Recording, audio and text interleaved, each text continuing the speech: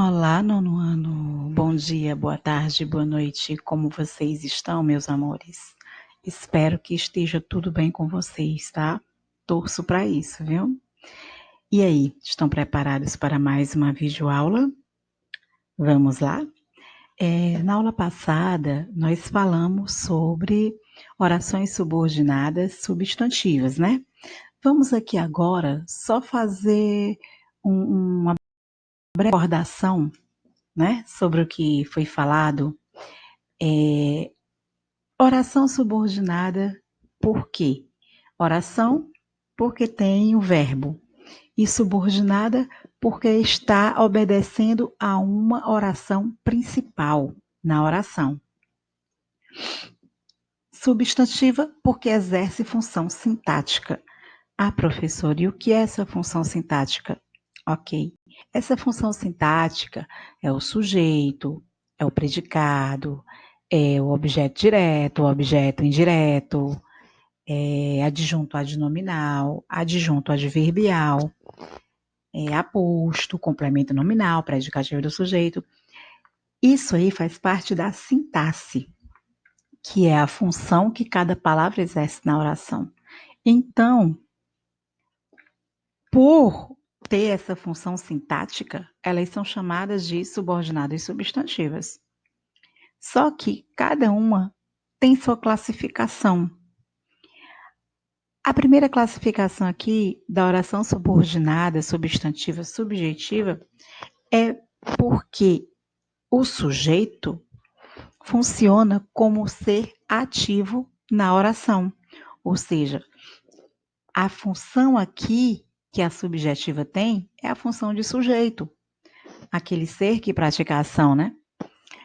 A objetiva direta, nós temos aí a função de objeto direto, que esse objeto direto é aquela famosa preposição. Objeto direto e indireto, né? É o auxílio da preposição. Daí, onde você tem que relembrar aquelas classes gramaticais da morfologia, porque a preposição é uma classe gramatical, né? Se você não sabe reconhecer uma preposição, como é que você vai saber qual é o objeto direto e qual é o objeto indireto? Não é verdade? Então, a objetiva direta tem a função como objeto direto, ou seja, sem o auxílio da preposição. A objetiva indireta é o contrário. Eu vou ter um objeto indireto e eu vou precisar da preposição. A completiva nominal, a função é de complemento nominal. A predicativa é de predicativo do sujeito, ou seja, o que é esse predicativo do sujeito? Só relembrando, são as características, é o estado, são qualidades dadas ao sujeito. Na realidade, o predicativo do sujeito nada mais é do que um adjetivo. Um adjetivo lá naquela nossa morfologia. Lembram que eu sempre falava para vocês? A positiva. A positiva aqui, no caso, tem a função de aposto, ou seja, aposto resumitivo, aposto enumerativo. Então, essas são as classificações do aposto. Mas o aposto, ele é um termo que se junta a outro de valor substantivo, certo? Para explicá-lo ou especificar melhor, tá bom? Aí nós vamos ter as classificações, né? Do aposto, como eu falei para vocês. Então, procurem rever esse conteúdo, procurem rever, aliás, o que é sujeito, o que é um objeto direto, o que é um objeto indireto, o que é um complemento nominal, o que é um predicativo do sujeito e o que é um aposto. Porque se você souber a definição e a função deles, vocês com certeza vão se dar muito bem nas orações subordinadas substantivas. Tá ok? E hoje nós vamos falar um pouquinho também sobre outra, ou- outra oração subordinada, que agora, dessa vez, vai ser a oração subordinada adjetiva, né? São as orações subordinadas adjetivas. Lembrando que Oração, porque tem verbo. Subordinada, porque está obedecendo a uma oração principal. E adjetiva, porque tem uma função sintática no período composto. Relembrando, período composto é aquele período que tem duas ou mais orações, tá? Então, as orações subordinadas adjetivas, elas vão ter função sintática no período composto de adjunto adnominal. Ah, professora, agora não deu certo. Eu não sei mais o que é um adjunto adnominal. Gente, é fácil. Adjunto adnominal é o termo da oração que acompanha e modifica um substantivo, conferindo-lhe características e atributos. Acompanha sempre o substantivo nuclear, ou seja, o núcleo de uma determinada função sintática. Ou seja, acompanha o núcleo do sujeito, o núcleo do objeto direto. Geralmente, o adjunto adnominal é o que? Vem na função de pronome, vem como artigo na morfologia, né? O menino bebe refrigerante. Esse o, ele está próximo ao substantivo menino. Então, lá na morfologia, esse o, a gente chama ele de artigo, né? Mas na sintaxe, na análise sintática, ele vai ter função de adjunto adnominal, ok? É só você relacionar adjunto, junto, perto, ao redor, adnominal, nome, junto ao nome, ok? E também as orações subordinadas adjetivas, elas ligam-se à oração principal através de pronomes relativos. Beleza, pronomes relativos que e se. O que ele é mais usado, né? Então, eu tenho aqui a classificação das orações subordinadas adjetivas. Nós vamos ter as adjetivas restritivas e as adjetivas explicativas. As adjetivas restritivas é como o nome já está dizendo, restringe, ou seja, tudo que restringe limita, tem um certo limite, né? Então, aqui no exemplo que vocês estão vendo, estudantes que se dedicam alcançam seus objetivos. Apenas os estudantes que se dedicam alcançam seus objetivos. Os que não se dedicam não os alcançam. Ou seja, está restringindo aqui. Não são todos os estudantes, né? São apenas os que se dedicam. Então, por isso que é limitado, por isso que é restritivo. E outra dica para vocês. As adjetivas restritivas, elas não possuem vírgula. E se possuir na oração é somente uma. Já as adjetivas explicativas, elas são separadas da oração principal por pontuação, que na maioria das vezes é por vírgula. Estudantes que se dedicam alcançam seus objetivos. Ou seja, eu poderia muito bem tirar essa expressão que se dedicam. Eu poderia colocar estudantes alcançam seus objetivos, mas não são todos os estudantes, são somente os que se dedicam, ok? E eu tenho aí a presença de duas vírgulas. As adjetivas explicativas, elas indicam também uma característica que já é própria do ser, ou que generaliza o antecedente, o que vem antes. Aqui, nas adjetivas restritivas, não se separam da oração principal por pontuação. Indicam uma característica que se refere apenas àquele ser ao antecedente, diferenciando dos outros. Em alguns casos, as restritivas, sim, elas vão ser separadas por uma vírgula, mas elas vão ser separadas por vírgula por período, devido ao período, certo? Mas vai ser fácil para a gente reconhecer. As orações subordinadas adjetivas. Elas exercem a função de adjunto adnominal, como no exemplo que vocês estão vendo aí, as pessoas que se esforçam são as que atingem o sucesso. Eu tenho esse que é o pronome relativo, né? E que está se referindo a quem? A pessoas. Adjunto adnominal, pessoas. Orações subordinadas adjetivas restritivas. Restringem o significado do termo a qual se referem, ou seja, limitam o significado do termo a qual se referem. As crianças que brincam ao ar livre adoecem menos. Eu tenho a presença da vírgula? Não. Orações subordinadas adjetivas explicativas adicionam uma explicação a um termo já delimitado. Ou seja, eu também vou ter a presença da vírgula aí, né? Eu vou ter a presença da vírgula, da expressão entre as vírgulas. Meu amigo, que sempre esteve comigo nas horas difíceis, merece minha gratidão. Se eu retirasse essa partezinha que está em negrito, que sempre esteve comigo nas horas difíceis, ficaria: meu amigo merece minha gratidão. Certo, mas não é qualquer amigo. É um amigo que esteve com ele nas horas difíceis, né? Então, tá explicando qual é o amigo e tá entre vírgulas. Nós vamos ter também as orações subordinadas adjetivas reduzidas de infinitivo, que também exerce a função adnominal, de adjunto adnominal. Gosto de ver meu filho a brincar no jardim. Lembram do verbo do infinitivo? Terminações AR, ER e IR? Pois é, aí são verbos no infinitivo. Orações subordinadas adjetivas reduzidas de gerúndio também vão exercer a função de adjunto adnominal. Gosto de ver meu filho brincando no jardim. Eu tenho a terminação no gerúndio NDO.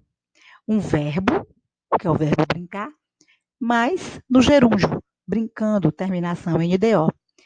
Orações subordinadas adjetivas reduzidas de particípio também vão exercer a função de adjunto adnominal.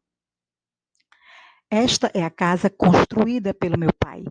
Vem do verbo construir, né? Então, eu tenho aqui a terminação ida. Se eu tenho a terminação ida, eu tenho um verbo no particípio. Ok, galera? Tá difícil. Eu, sinceramente, creio que não esteja difícil. Não esteja difícil de maneira alguma. Vamos agora aqui para uma atividadezinha bem básica, só para a gente fixar, tá bom? Para a gente fixar um pouco mais esse conteúdo aqui. Não é difícil, é bem facinho, vai dar para a gente fazer legal. Então, aqui está pedindo para você colocar E na oração subordinada adjetiva explicativa e R na oração subordinada adjetiva restritiva. Na letra A, eu tenho os funcionários que cumprem as tarefas solicitadas estão aqui. Beleza. Ou seja, gente, não é qualquer funcionário, né? São os que cumprem as tarefas solicitadas. Então, quem é que cumpre as tarefas solicitadas? Os funcionários. Por isso está tendo a função de adjunto adnominal, está junto aqui ao nome. E também está separadas por vírgula, né? Essa expressão está separada por vírgula. Então, aí nós vamos ter oração subordinada adjetiva explicativa. Na letra B, eu tenho a equipe que chegou está treinando vôlei. Beleza. Aí eu não tenho a presença de nenhuma vírgula, não é verdade? Se eu não tenho, se eu não tenho a presença de nenhuma vírgula, eu digo o quê? Que é uma oração subordinada adjetiva restritiva. Na letra C, eu tenho Maria é uma aluna que cumpre as tarefas solicitadas. Beleza, eu também não tenho a presença de pontuação nenhuma, nem principalmente da vírgula. Então, aí eu vou ter uma oração subordinada adjetiva restritiva. Na letra D, você realizou ações. Não podemos perdoar. Ok. Você realizou ações. Quem realizou ações? Você. Só que no caso aí, eu tenho a presença de uma vírgula, uma somente, né? Não tenho duas vírgulas, como exemplo da letra A, mas eu vou ter uma oração subordinada adjetiva restritiva. Por que que é uma restrição? É um limite? Porque está dizendo que você realizou ações. O que que nós não podemos perdoar? As ações realizadas por você. Letra E. Um problema que não tem solução não merece nossa atenção. Se eu retirasse essa expressão que está entre as vírgulas, um problema não merece nossa atenção, seria qualquer problema. Só que eu estou aqui dizendo que não tem solução. É aquele problema que não tem solução. Então, eu tenho uma explicação aqui, dizendo qual é o problema, né? Que é aquele que não tem solução, e também está entre vírgulas. Então, aqui eu vou ter uma oração subordinada adjetiva restritiva. Na F, eu tenho o automóvel é um veículo que polui. Beleza. Não é qualquer veículo que polui. Trata-se de um automóvel. Então, eu tenho uma explicação, mas eu não tenho a presença de uma vírgula. Oração subordinada adjetiva restritiva. Na letra G, eu tenho Marisa tinha uma irmã, vírgula, que morava longe dela. Eu tenho a presença de uma vírgula aí, né? Somente uma. Então, oração subordinada adjetiva restritiva. Ok, galera, tá difícil, tenho certeza que não. Parando um pouquinho a nossa gramática, vamos agora relembrar o conto psicológico. Lembram que nós falamos sobre esse gênero textual, conto psicológico, na aula passada? Pois é. Então, nós vamos rever um pouquinho aqui e vocês vão fazer uma atividade, tá bom? Conto psicológico é uma narrativa curta, geralmente escrita na primeira pessoa do singular, eu. É narrativa centrada no eu interior da personagem, quase sempre única. Isso quer dizer que as reflexões são mais importantes do que os fatos, do que as ações, vez que se tornam pretextos para aguçar e registrar o fluxo do pensamento. É comum a quebra de linearidade do enredo. Ou seja, o que é algo linear? Algo linear é algo que está seguindo uma ordem, né? E aqui, uma das características do conto psicológico é essa quebra de linearidade. Ou seja, você está falando sobre uma coisa, daqui a pouco você está falando de outra que não tem nada a ver com a história. Pode-se haver essa quebra também. Assaltos e recuos no tempo. A personagem passa por situações inusitadas e incompreensíveis às demais pessoas. E o esforço do contista psicológico é materializar e registrar tais situações, de modo que o leitor possa conhecê-las, compreendê-las, vivenciá-las. Ambientes frios, escuros e vazios, cenas de choque, medo e sedução, situações de desequilíbrio, dor e angústia, deslumbramento, tédio e nojo são temas geralmente explorados em contos psicológicos. Ou seja, um conto psicológico mexe muito com a cabeça do contista, mas também faz com que quem esteja lendo mergulhe profundamente nessas palavras. Mexe também com o psicológico do leitor. Gente, eu olhei aqui e resolvi dar uma tarefinha para vocês, moleza, moleza, moleza, bem facinho, tá bom? O recorte temático. O que é um recorte temático? É um pedaço, um trecho de algo. No caso aqui, um trecho de um conto de Clarice Lispector. O carnaval era meu. Nunca haviam me fantasiado. 2 coisas preciosas eu ganhava, e então as economizava com avareza, para durarem os 3 dias. Um lança-perfume e um saco de confete.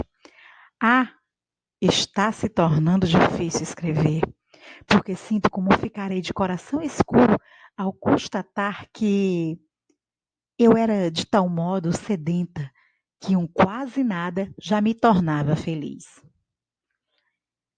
Estão vendo aí? Estão percebendo como é como se a personagem contasse uma história, né? Contasse uma história muitas vezes até fantasiosa, mas mexe com a imaginação. Então, gente, o trabalho de vocês vai ser: vocês vão dar continuidade ao fragmento de Clarice Lispector.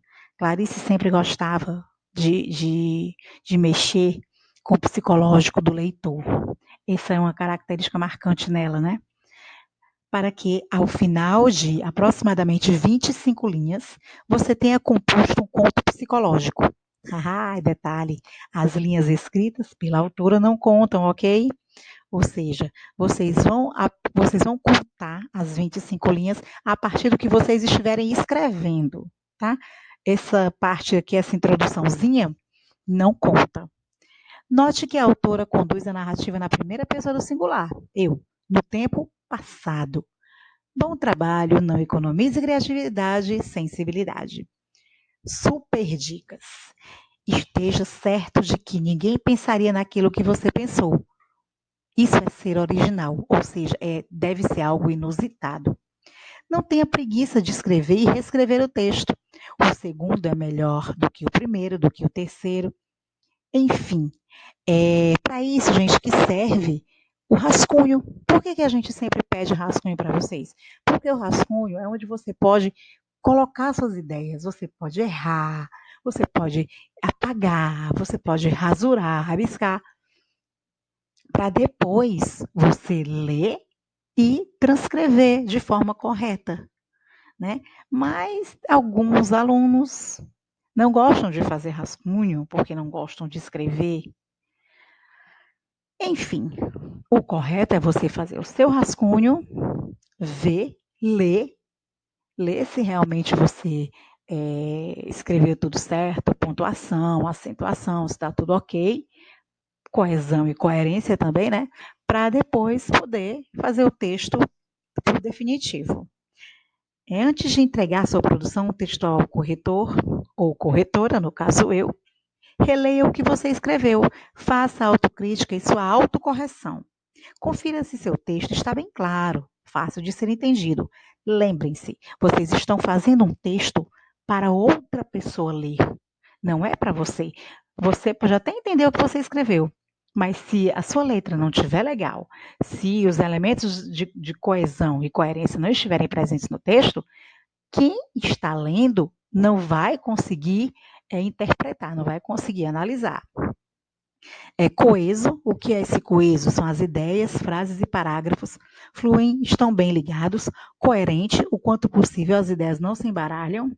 Conciso, cuidado, não tem repetições nem sobra de palavras, tá ok? Cuidado com as repetições. É para isso que serve os pronomes, principalmente os pronomes oblíquos, certo? E correto, a ortografia, os plurais, as regras de acentuação gráfica e de pontuação foram revisadas, tá ok? Então, é isso que eu quero que vocês façam. Eu quero que vocês me façam essa redação, essa proposta, essa produção em 25 linhas. Professora, como é que vai ser a correção? Vocês vão me mandar pelo WhatsApp. Lembram que vocês já fizeram várias redações e me mandaram? Vocês pensam que eu não li? Pensam que eu não tenho guardado no e-mail? Tenho sim, tá? Vocês vão me mandar pelo WhatsApp, certo? E nós vamos também fazer a nossa live, tá? Eu vou marcar direitinho e aviso para vocês no grupo. Fora essa atividade aqui, não tem só ela, meus amores. Vocês também vão ficar com a atividade do livro de português. Eu vou procurar alternar as nossas aulas. Uma aula a gente vê gramática, outra aula a gente vê interpretação. Agora sim, o livro de interpretação também tem a parte da gramática, né? Então, por isso que, na maioria das vezes, nós vamos estar vendo tanto, tanto o texto, tanto o gênero textual estudado, quanto é a gramática também, tá bom? Então, para casa, vocês vão fazer a atividade do livro de português, páginas 33, 34, 39, 40 e 41, tá? A escola disponibilizou para vocês a agenda completa lá no link da bio, na bio lá do Instagram, certo? É só você clicar e vocês vão ter a agenda, inclusive até a agenda da semana, tá bom? Então, gente, olha, por hoje é só. Fiquem com Deus. Que Deus os abençoe sempre. Pense positivo, pense em coisas boas. Logo, logo nós vamos estar juntos, tá certo? Aproveitem esse tempinho que vocês estão tendo junto com os pais, junto com o irmão, com a irmã, e, e fiquem mais próximos, abrace, beije, deem valor porque nessas horas é que a gente aprende a dar mais valor ao que não é dado, não é mesmo? Então, meus amores, muita saudade de vocês. Podem ter certeza disso. Muita saudade mesmo. Mas eu creio, eu tenho fé que logo, logo isso tudo vai passar. E aí nós vamos poder dar nossas risadas, nossas piadas, vamos brincar, vamos continuar aquela nossa alegria de sempre, tá bom? Então, beijo, fiquem com Deus, vejam e revejam a nossa videoaula quantas vezes forem necessárias, tá bom? Um grande abraço, tchau, tchau!